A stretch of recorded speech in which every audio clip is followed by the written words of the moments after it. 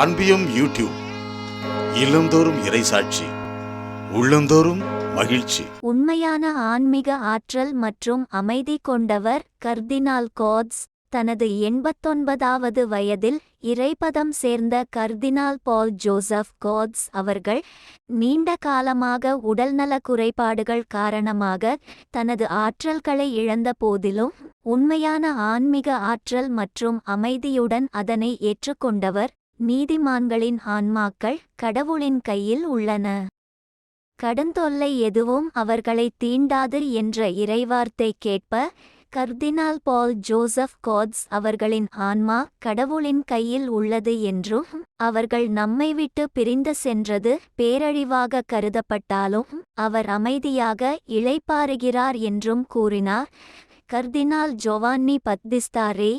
March 18 திங்கள்கிழமை Vatican தூய பேதுரு பெருங்கோவிலில் நடைபெற்ற மறைந்த கர்தினால் பால் ஜோசப் கோட்ஸ் அவர்களின் அடக்கச்சடங்கு வழிபாட்டு திருப்பலியில் ஆற்றிய மறையுரையின் போது இவ்வாறு கூறினார். கர்தினால்கள் அவையின் தலைவர் கர்தினால் ஜோவான்னி பத்திஸ்தா ரே.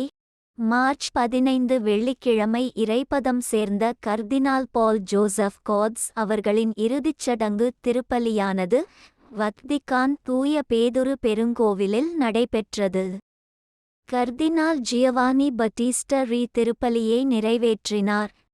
திருப்பலியின் இறுதியில் திருத்தந்தை பிரான்சிஸ் அவர்கள் இறுதிச்சடங்கு வழிபாட்டு நிகழ்வுகளுக்கு தலைமை தாங்கி மறைந்த கர்தினால் அவர்களின் ஆன்ம இளைப்பாற்றிக்காக செபித்தார்.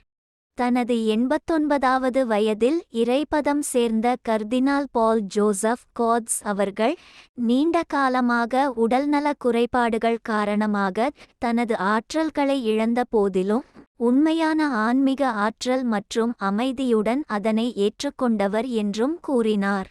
திருத்தந்தையின் டுவிட்டர் குறுஞ்செய்தி. இறைவேண்டல் ஆண்டு.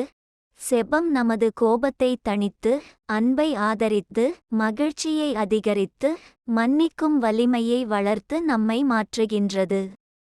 இந்த அன்பியம் யூடியூப் சேனலை நீங்கள் ஷேர் பண்ணுங்க, சப்ஸ்கிரைப் பண்ணுங்க, லைக் பண்ணுங்க. Wish you all the best.